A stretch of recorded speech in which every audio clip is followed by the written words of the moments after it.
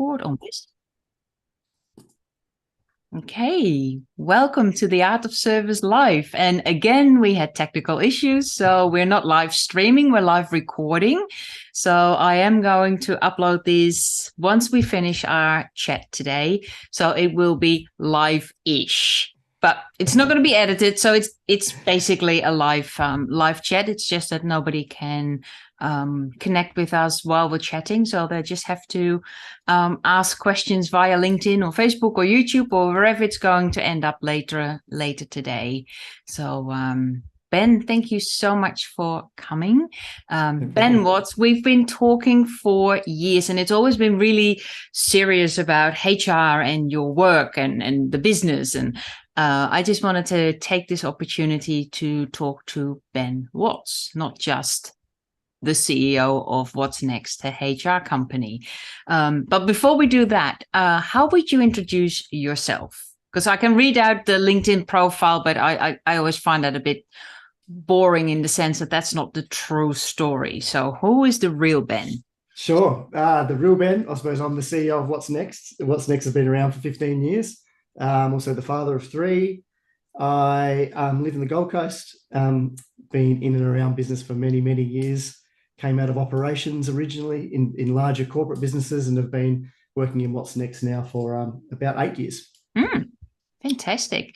And one of the things I did find on LinkedIn, which I thought was really exciting, is you have a bachelor in marine biology or engineering. Yes. Yes, I do. That's interesting. Yeah, well, it's a funny one, that one. That goes back to my schooling days. I suppose I didn't have much direction of where I wanted to go after school. I hadn't really thought about it too much. And I went to a career counsellor one day and they said, what do you like? What do you like doing? And I talked about the ocean and fishing and surfing and spending time outdoors around the ocean. And he said, why don't you become a marine biologist? And I said, well, that sounds like a good idea. We'll give that a go. And yeah, got into uni and did a science degree, majored in marine biology. Never worked a day of it in my whole life, but had a good fun doing it. Good time doing it. I was just going to say, because I didn't see anything on LinkedIn that even remotely touched on working with marine animals or marine biology in no, general. not at all. It's just an interest for me. I've always loved the beach, always loved the coast. That was the question that was asked. I answered it. It took me down that path. Yeah. It's really great how it happened, though. I didn't have any firm idea of what I wanted to do after school, and I was too immature to sort of step into the workforce. I didn't have an idea of where I wanted to go, and I did want to go to university. I thought that would be a good step. I still had some growing up to do, I think, and still enjoyed that sort of schooling environment. Went to university and got a degree, and it was something that's been great for me, but I've never actually used in my professional career. Yeah. Yeah. So looking back, 2020 hindsight, you've spent 4 years in uni as a budding marine biologist. What are the things that you've taken away from those uni years? What are the lessons learned, even though you didn't get a job in it? What are the takeaways from that period? Yeah, it's a good question. There was a lot, actually. There was a lot. It taught me discipline, taught me how to study properly. It also taught me self-discipline because moving from a schooling environment to a university environment, there's a lot more freedom. And I'm a very social person. I had a lot of fun while I was at uni as well, but it could have been easy not to study, but I sort of balanced that throughout that period of time. So it was quite a good growing up period for me. I enjoyed the process, but having a bit of leniency around what I needed to go to and choice. That taught me how to study, taught me how to write reports, taught me how to learn, I think, differently than when I was at school. I felt school was very you kind of didn't have a lot of choice of how things were done, and I think in university I kind of worked out how I could learn and how I could recall information and use it, and even reporting, public speaking, a whole lot of those things that I probably wouldn't have had access to. So yeah. It was a good growing up period in that time of my life. Yeah. So it's almost like a journey of self-discovery. Like, what am I good at, and what do I want to do when I grow up? It was a bit, and because I didn't have clear. A lot of people are very clear on the direction they want to head in, and I suppose I had a few things that I knew that I didn't want to be. My father was in the federal government for his whole career, basically, and was very monotonous and very I saw parts of that I didn't want to do. He was extremely successful, did a fantastic job, and learned a lot from him in other ways, but I also learned what I didn't want to do. So I wasn't following down a family pathway. I was kind of just forging my own. And my parents were great. They gave me the opportunity to do that. There was no pressure to go in any direction. Yeah. And so it was just a way for me to sort of find my way, I think, and get a degree in the meantime. Yeah. Met lots of people. It was great. And you did mention with your own personal introduction that you're a father of 3. So they will eventually be at that crossroad as well. Do they want to go to university? Do they want to go to work or to a vocational study? What's your fatherly recommendation? What's your advice? What are you going to tell them? I certainly wouldn't be forcing them in any direction, to be honest.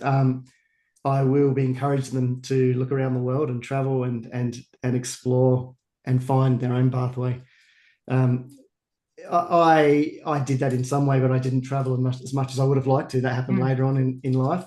But I've looked with envy, I suppose, to some people that have gone and taken a gap year and gone overseas and gone to Europe or gone to America and gone and worked overseas or traveled around for a long period of time at that age.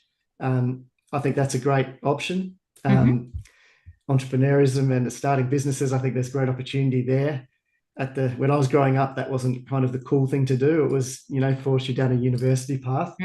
But again, I loved university as well. So if they were academic and want to head in that direction, absolutely give them the option. But I'd be sort of opening up those options for them to make their own decision.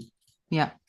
I mean, there's a reason why I'm asking that question, and it's a little bit of a leading question because I know that as the CEO of What's Next, you're heavily involved with HR, with empowering employees, and of course, there's also career planning and recruitment as part of that. So, in 2022, where we are now, with the crisis and the scarcity of resources. And yes, I'm just combining everything that I'm seeing and hearing, and there's lack of resources, businesses screaming for staff and quality staff. There's young people that may or may not want to go to university, and then there's the resume in the middle of all that. What is your expert view on how important is a university degree to get a foot in the door? How important is a resume? How important is schooling to look at from an entrepreneur standpoint? Yeah, it's a good question. I don't, and look, this is more of a personal view than an expert point of view. I know there's lots of different views in this space, and often people's views often are created around what they went down, what path they took. I certainly don't hold degrees in any high regard in a resume at all. And in fact, I rarely look at schooling and university degrees when I'm looking at resumes. I'm looking more at experience. And this is a personal choice too. I like to see worldly experience. I like to see travel. I like to see multiple careers and jobs. I asked questions and things in interviews around what parents did. So what you grew up seeing. I think it's very interesting to see whether, as a small business, and I'm talking about hiring into my own business, I would look at people that have had parents in business or parents in small business. So they've kind of seen the bumps and the changing environment that small business is, and they've experienced that previously. So stepping into a small business now is not such a big shock. People that haven't seen that previously or have been in a big corporate, or parents have worked in a government environment, coming into a small business is a very different environment. So when I'm looking for people to come into our business, I'm definitely looking for a multitude of experience, more than degrees and study. That's kind of I'm not sure if that answers your question, but that's a bit. It's really like I've got this little smile on my face because I'm like, it's so interesting because, like, in the past, Out of Service is now 22 years old. So in the last 25 years of employing people, I've always had this motto of your resume is your foot in the door, but I don't even look at it. I look at the cover letter and Yeah. Yeah. and you know, the experiences in the back. Like the best people that I've employed were children from farmers, because they know what it's like to work and they know what it's like Yeah. to I look at things have like that as well. results. Yeah. Absolutely. Also, sporting backgrounds, I think, Mm, are quite interesting. I like to look at things if people have got to a certain level of sport or a certain level in their career in that regard, they've had to work and work towards something, and that for me shows it just shows a bit about the character of the individual. yeah. Um, yeah, but I'm a big fan of eclectic resumes, so I'm not sure if I'm a good example because a lot of people aren't. But I Mm, also like to see that people have moved around in a few different areas. I think that's quite interesting to see those different experiences. yeah. Travel, being a nanny at some stage, like all these Mm, different things. I think add to the flavour and the depth of somebody yeah. when you're coming into your business. I think gone are the days that we really are looking at those one pathway. I think Mm, it's good to open your eyes up to different. And again, you don't put too much weight on a resume when we do recruitment for other businesses, which we do about 15-20% of what we do at What's Next. Um, I prefer not to send the resumes to the people. I prefer to do the work, do the art of the recruitment, get a short list, present the short list of the pros and cons and the different reasons why I think these people are worth interviewing, without showing the paper, mm, without showing the resume. A few highlights from the resume, maybe if it's relevant. But yeah, often they'll ask for the resume and I won't give it mm, to them until they've interviewed the people. yeah. Too often I've seen people turn down fantastic applicants based on a resume, or put too Mm, much weight onto a resume, yeah. or misread or misinterpreted. And it's more in the I suppose the baby boomer end of people who really look at what school they went to, what university Mm, they went to, and that holds a lot of weight. And that can, if it's a rival one or something that they didn't do themselves or they're not happy with, they might write that person off with actually meeting them, and miss some yeah. great applicants and some Yeah. great talent doing that. Yeah. And at the end of the day, a resume is a marketing document that may Yeah. or may not be 100% true. Yeah, exactly. And in fact, it's an interesting way. The presentation of a resume is probably a different thing. But I look at the presentation of a Hmm. resume and I look for errors and formatting and things Yeah. like that. I get a little frustrated if the effort hasn't been put in Yeah. those documents. So a cover letter addressed to me personally or the individual that's doing the recruitment, not to whom it may concern, not something Yeah. generic, but something that relates to the role. Um, I look for things that they've put in an effort. They've put an effort in there to learn about you and the business and why they think they might Yeah. match the role. But yeah, any effort, which I think is important to see Yeah. that effort they've put into the application. Yeah. So with all that, and coming back to the risk that organizations are facing at the moment of Mm. a resources scarcity, um, is the risk that the people aren't there, or is the risk that people are only looking for that perfect candidate, like the round peg in the round hole kind of thing? Yeah. Oh, there's a What are lack you of talent. seeing? I mean, internationally, there's just a lack of talent at the moment. We're seeing the same in North America as we're seeing in Australia. There's not a lot of talent in the market. And I think there's a few reasons for that. If you look at it logically, but we're still in the shadow of the COVID couple of years, the Mhm. good 18 months of COVID effect. And if we look at that from a Southeast Queensland perspective, there was no international immigration for a long period of time. But then what people didn't realise is there were so many people in Australia on visas that were already working in Australia. So had already migrated and were working in Australia. A lot of them went home back to their country of origin. So a lot of people left at the same time no one was coming in. And then if you look interstate, I think Southeast Queensland gets 3,000 people a week on average coming in from interstate. And that stopped completely for a period of time as well. Mm, So you put all those things into perspective, international students, backpackers, they all left the market as well. So at that lower end of the market, there was mm, no one there either. And then to run across the lens over all of that is there was a lot of fear around COVID and people weren't quite sure what was going to happen. So mm. a lot of people stayed in the role they were in. So they weren't moving. So if you put all those things together, you can see why there's a lack of talent Yeah. around. And there's still a shadow effect from that, from the COVID waves.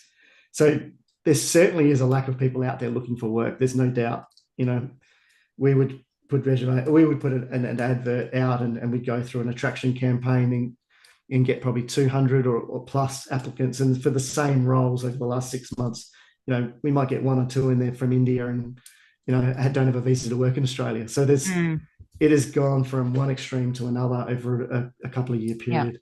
There's Yeah. definitely a lack of people out there, but there's some logical reasons behind that. Yeah.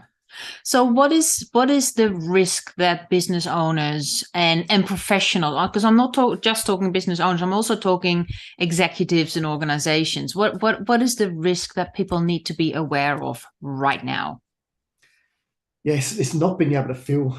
I mean, there's two risks. I actually think the bigger risk is retaining your good people that you've got from a business owner perspective, because the market will move and we'll start to see people moving. We're, in fact, in the last 6 weeks, we've started to see from management level up, there'd be some movement between roles, between jobs. People aren't, the fear factor has started to reduce. So I think the biggest risk we can see is losing the people that we've had locked in for a period of time and our key performers, because we're also entering into a Christmas season where traditionally, you know, people start to limp into Christmas sometimes this time of year. It starts to wind down. People are exhausted. They go on a Christmas break and they have barbecues and they meet with family and they start to discuss what's happening. You know, how's your year been? What are you doing in the new year? They hear that their cousin or next door neighbor is earning $50,000 more down the road. So there's some thoughts start to creep in over that Christmas period. So getting back to risk, I think the biggest risk is this next 4 or 5 weeks heading into Christmas is if your team head off on with a negative mindset into that Christmas break, is your first quarter next year, there could be a whole lot of staff turnover. Yeah. So I think there's more risk in that key person moving on. I think the market will start to open up because that's what we're seeing, and the immigration's coming back through now. The backlog of visas and things is being cleared by the federal government. They've thrown some money at that. The confidence around the world from travel has picked up. I mean, I've traveled quite extensively over the last 12 months and seen that increase a lot over the last 12 months. So I think the talent will start to be there and we'll be able to attract that into our businesses. It's holding on to the people that we have is where the risk is from my perspective. Yeah. That Christmas period is so interesting, isn't it? Like it's a friend of mine owns a law firm specializing in family law. Yeah. And like a couple of years ago, she goes like, okay, don't talk to me in January and February because that is like peak divorce season. She goes like, it's so busy. Like it's that Christmas period, like everybody's just cooped up and like you say, like we're all and everything is starting to sort of bubble up and people are jumping jobs and jumping families, and it's interesting time of year. It really is. It's an interesting time, and it is from a jobs perspective. We always see a surge in staff turnover in that January, February period. It happens just about every single year. And so coming off of 2 COVID years and where people haven't moved around as much, I think there's a real danger there. There is a risk for all business owners and it's the ones that you think are going to absolutely no chance of leaving are the ones that often, you know, you get a bit complacent, you know, they're the ones that we need to start working with now in a proactive way heading into that Christmas break and definitely making sure everyone goes out with an excitement and you know, positive outlook on the new year. Yeah. Is that the reason that companies spend so much on like Christmas parties and stuff? Yeah, look, maybe. I'm not sure. I'm not sure if that is the reason, but I definitely wouldn't be skimping this year around based on what we're seeing pattern wise. It's not something you want to hold back on this year. You want everyone going off positively, whether it's Christmas bonuses, Christmas parties, but more also just getting excited, like talking about the next year and how that's going to affect them, hopefully in a positive way, and sharing some of those stories and trying to find where your blind spots are as a manager, I think is really important between now and Christmas.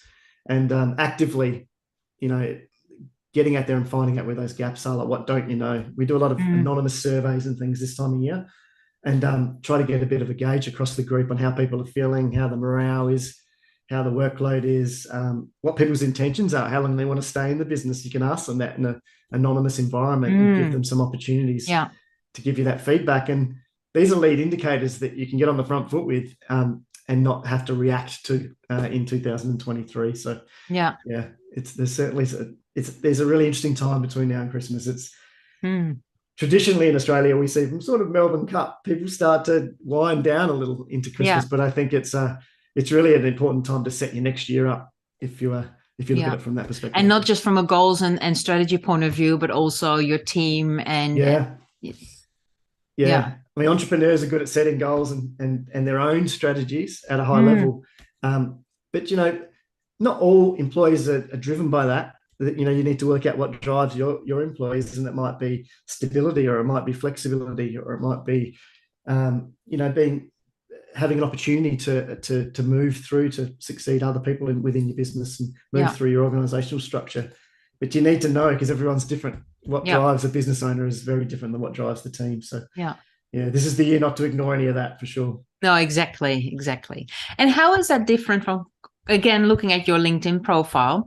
Because we never talked about any of this. Like, no, it's good. Like, I mean, how long have we known each other? Like 5 years? Yeah, it's good. It's good. I'm just trying to think what's in my LinkedIn profile that you're going to ask me. No. I was just, but what intrigued me, like there was a lot of stuff that intrigued me, but like your jobs that you've listed are with large corporations. Like it's like general manager, it's, executive roles in organizations. And then you started working for What's Next, which is a smaller, it's not small, but it's smaller organization.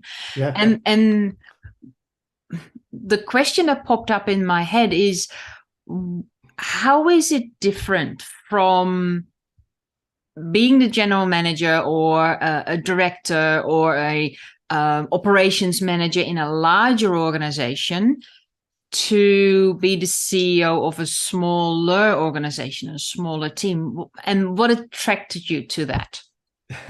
There's lots to unpack there. Look, there's similarities and there's differences. I mean, the biggest difference is in a corporate, you are cushioned from a lot of the things happening in the business. You're focused in an area of the business. And my background's in operations, around warehouses and supply chain, moving product in and out, importing, exporting, moving it around Australia, in pharmaceuticals and in telecommunications. So I was running big teams of people in warehouse and blue collar environments. So for me, it was very operational based. I knew what I had to do each day. I knew what the process was operationally. You do get, when I say cushioned, you don't get exposed. You get exposed in executive teams to what's happening within the whole business, but the pressure around finances, sales, marketing, some of these other business functions, you're not working in every day. You're working in a certain function of the business. So I think you get to look at that at a macro level, but you're not on a day-to-day basis in all those different business functions. So you do get a little bit protected from what's happening in the whole business overall. Whereas in a small business, you step in and you need to understand all about every single thing, and every bump is felt throughout the business. Cash flow, sales, the balance between the different functions within a business and making sure that everything is working in harmony. There's a lot more of a rounded approach in a small business, which is what attracted me into that space as well. I love that component, but there was a huge learning curve to move from, both the companies that I worked with for, it was about 20 years between both of them. In total, they were ASX listed companies. I didn't have to worry about things like cash flow. I had budgets and things to work to operationally, but I didn't have to worry about some of the things you do in a small business environment. I was exposed a little bit to that towards the end of my career, in my previous job before What's Next. I started a third-party logistics division of that business to leverage the infrastructure we already had. We had some spare warehousing space, and we had staffing levels that were locked in, and a few different areas that I could create a business which had the cost basically covered for it. So I did learn sales and some of these things that I hadn't had exposure to. But stepping into burning those boats and jumping into a small business environment, completely different. You've really got to learn how that works. And there was aspects of business I had no idea about. that I had to learn, and I underestimated how much I'd have to learn. I think in those first, look, it took me a long time, 2 or 3 years, I suppose, before I really mastered what was going on in a small business environment. Yeah. But yeah, I did the things that attracted me to that. You were asking as well was I got a bit. This is going to sound. I'm not sure how this is going to come across, but I got sick of making money for other people. It's like, hang on. We had a family business that was running and been going for 6 years at the time. It's been going for 15 odd years now, but it was like, okay, we've got an opportunity here to control what we're doing, and there's growth, and we can have a real impact through this smaller business, or I can continue to move to another company or grow my executive career to the sort of CEO and board level down that path. Yeah. But yeah, I was excited about the sort of unknown, but terrified at the same time. Yeah. And what transferable skills did you bring with you from those corporate? Because I know there's a lot of executives in the same position that are sitting in their jobs, making good money, but it's all autopilot. Yeah. And it's it's the same. And then you get new KPIs from your manager, and it's like 8% more than what you did this year, or it's like 10% more, or it's a little bit to the left, a little bit to the right, and they're starting thinking about, oh, maybe I could become a consultant, or maybe I can start my own business, but afraid to make that jump because of the unknown. But also not knowing what transferable skills you build in a corporate environment. I mean, I think business is very, very much around relationships. And so if you can build rapport and relationships through that corporate environment, if that transfers absolutely into small business, whether it's internal with your own team or external with suppliers to you or clients, of course, in those environments. I think if you can build rapport with people, really listen and ask the right questions and build rapport quickly, I think that's a skill set that I learnt throughout my corporate career, but then transferred very well into small business. The ability to ask questions. I think because I got into management quite early on in my early 20s and sort of stayed in that space throughout. And so I was always learning throughout that period. So I was in a situation where it was always new and different and changing. And so I got to a stage where there wasn't enough change and challenge for me to keep going, or it was getting a bit, you could play the game where you were. And I think you got to have the right reasons to get into small business. I think I don't think I really knew at the time. It was kind of, this sort of makes sense from let's grow the family business here. That sort of made sense in general, but I don't think I knew what that really meant at the time, and the pressure that would be at the time as well. Like, I had a steady income coming in. I knew what I needed to do. I could manage that, and I was then stepped into an environment which I probably knew more than I thought I knew when I stepped in. I came in quite underconfident. I think I took a bit backward step where I should have been a lot more confident with the skill set that I had. It took me a few years to actually work that out. But there are a lot of transferable skills. I mean, business and in general, you could definitely transfer the skills. It's just used in a different way. But I think that relationship building, ability to build rapport with someone, I think is something that transfers really well. Yeah. And you've mentioned family business. That's, as you know, I work with my husband, so that's very close to my heart. And I know of a lot of people where working within a family business works really well. And I also have a number of people in my network and close friends that go like, nope.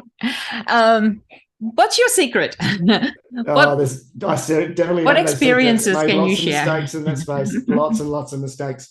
I think experience sharing. I think coming in as equals is important in that environment. And this is a mistake that I made. Is when I came into the business, I sort of put myself right down to the bottom, whereas I really should have come in and was encouraged to come in at the same level. I probably came in quite underconfident, thinking it was so different to what I'd done previously.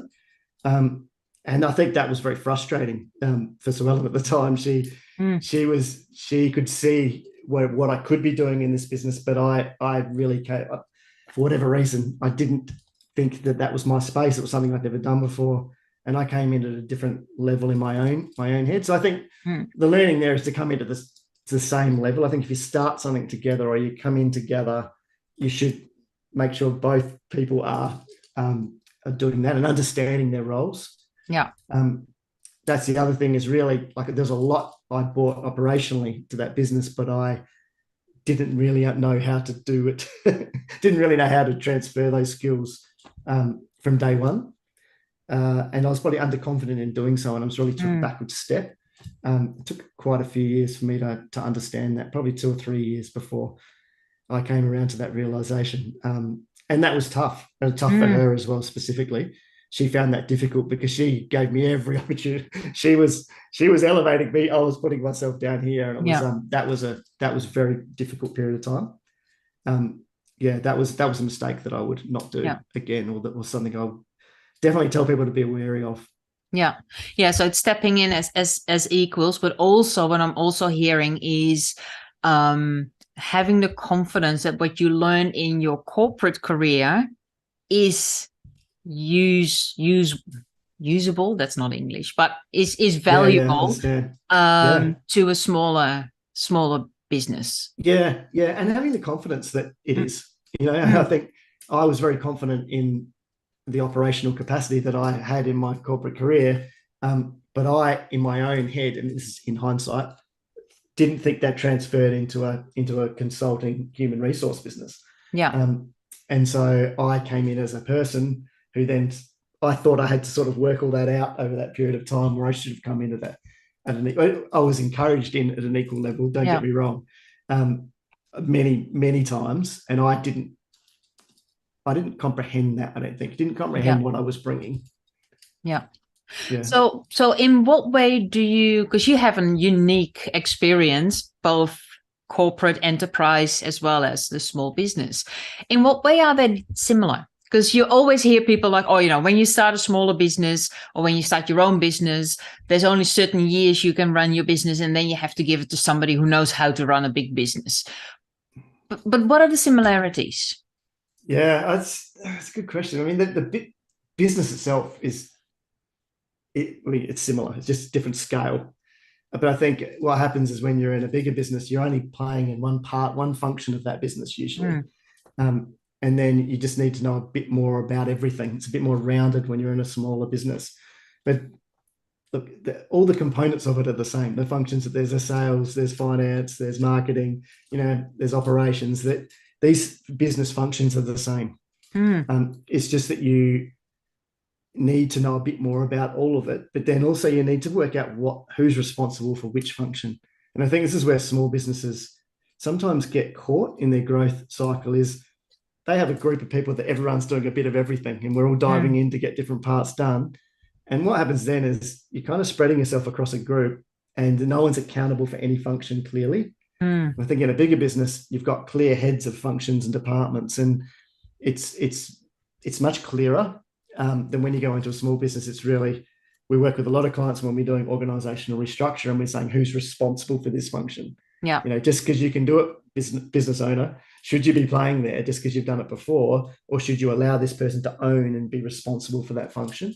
And I think that's where there's similarities but differences. It should be more thinking in a small business of setting it up like a larger business where people are accountable for those different business functions. That's my opinion.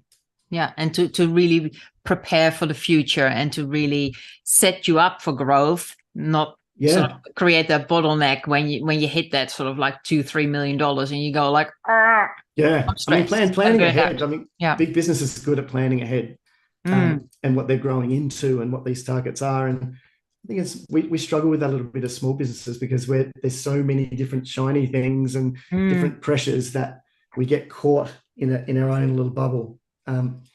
So I think it's really important for business owners to look at, what do I want to be in 1, 3, and 5 years, and what's the organization need to look like for us to achieve that? Because it's all good to have a dollar figure that you want to be $20 million by 2020, 25 or whatever it is. But what does that take from an organizational structure to support that? Because if you're clear on that, you can start to build that out.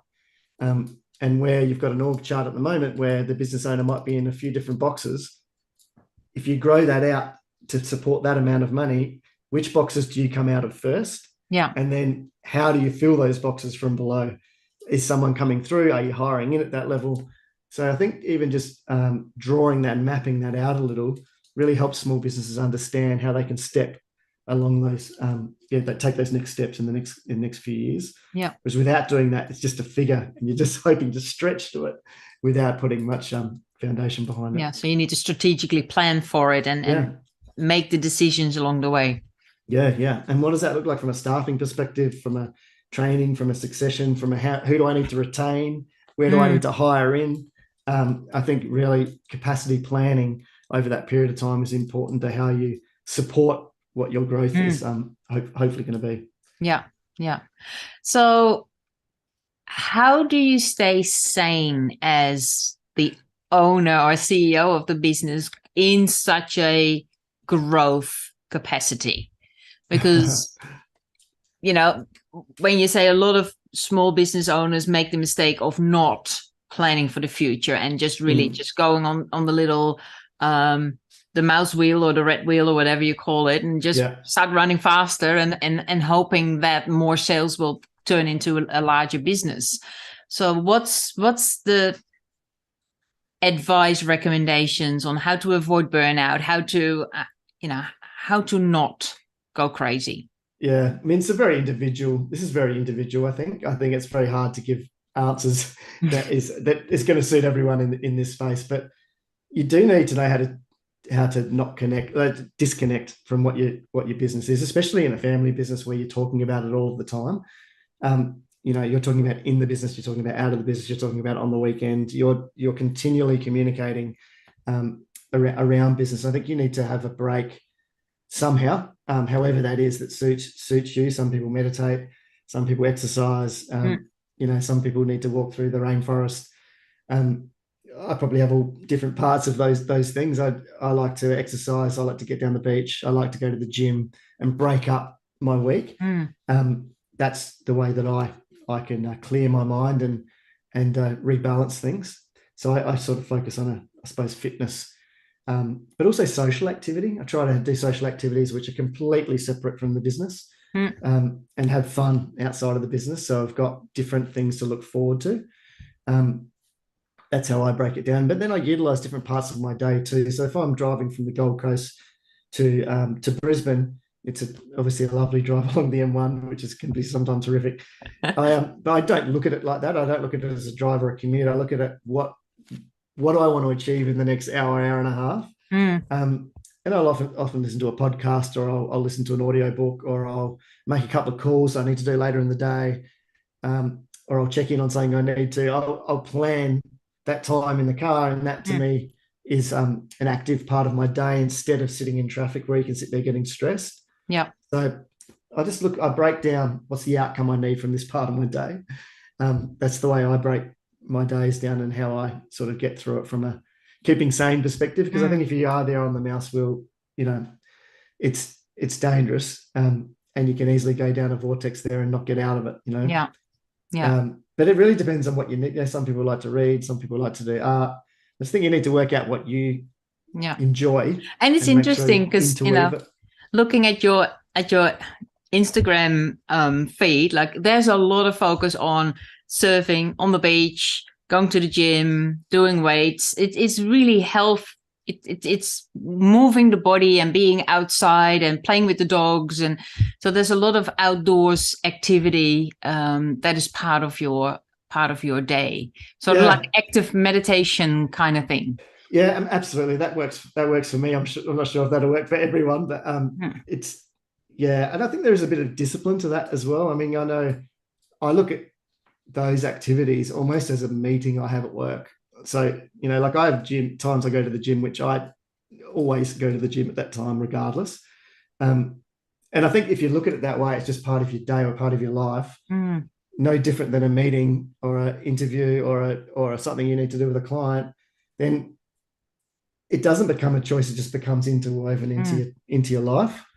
And I'm quite a disciplined person in that perspective. I'll lock into a rhythm that I do. I only go to the office in Brisbane now 2 days a week. So those 2 days are for specific reasons and client contact and staff contact. And my other days on the coast, I definitely do different things as well, like video calls, and I try to interweave some other things as well, and some thinking time and strategy and different things I need outside of the office. So I think it's just breaking it down into what suits you.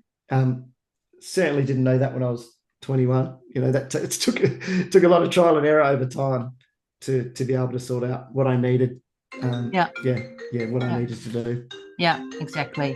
And you need to maintain that physical activity to maintain the clarity and to have your mental strength for during the day.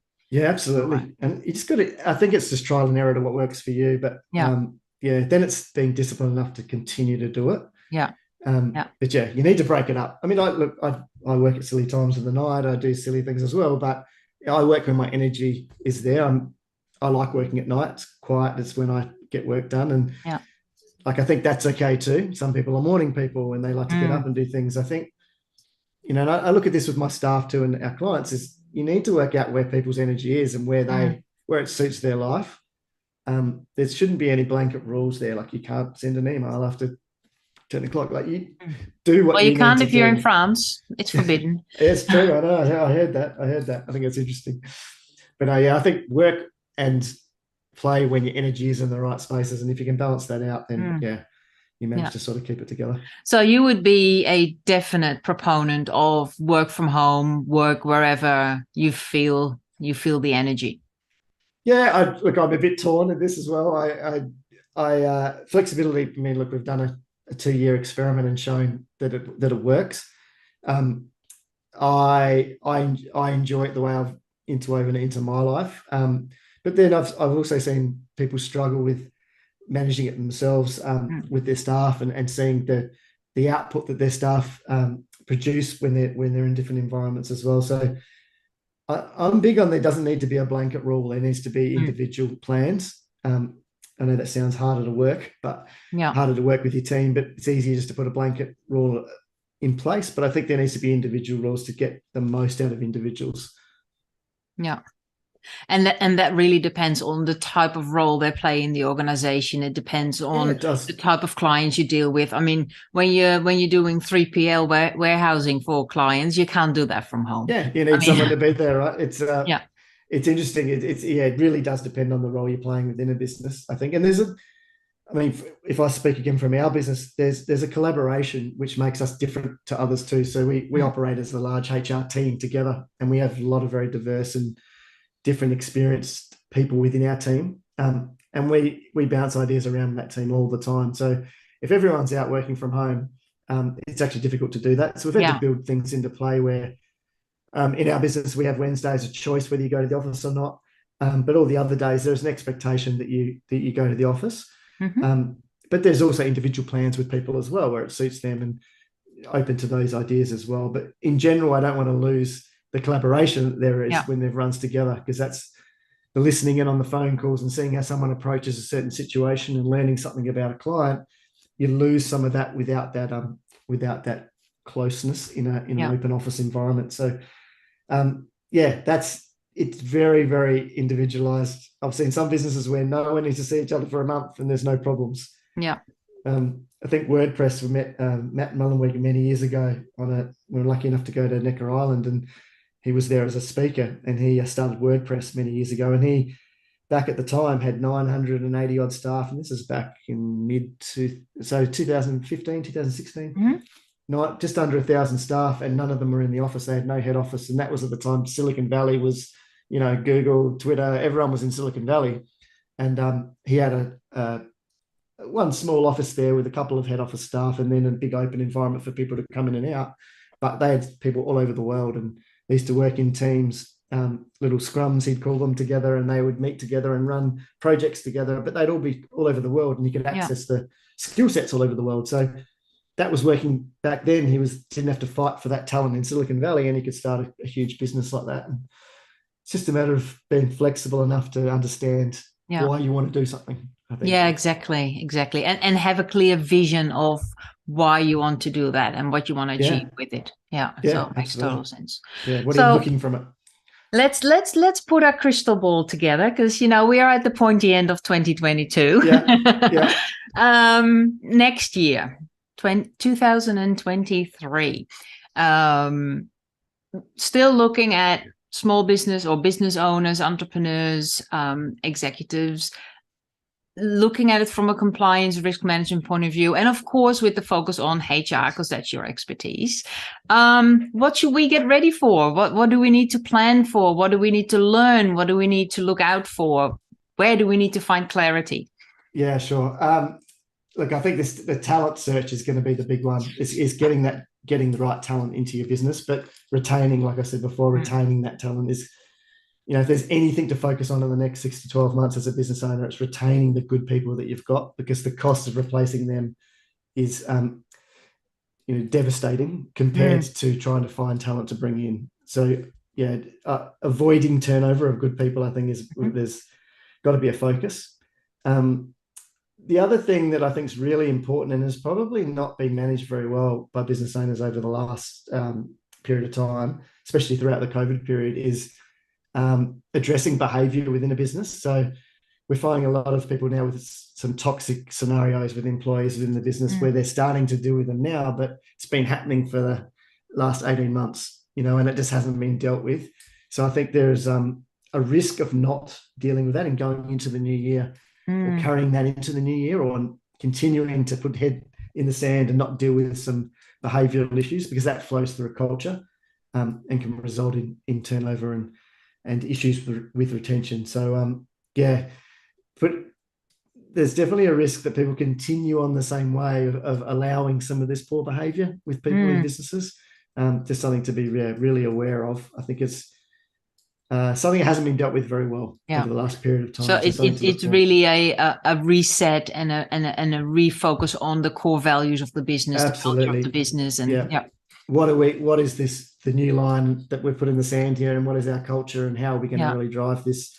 We don't know how long this talent shortage is going to go for. Like, I'd hope to see it improve gradually over the next year. But we've got our own cultures that we can deliberately manage, and we need to make sure that we're handling that. We're treating everyone the same consistently, and not just protecting the top salesperson and allowing them to behave in a certain way. I think that's really dangerous.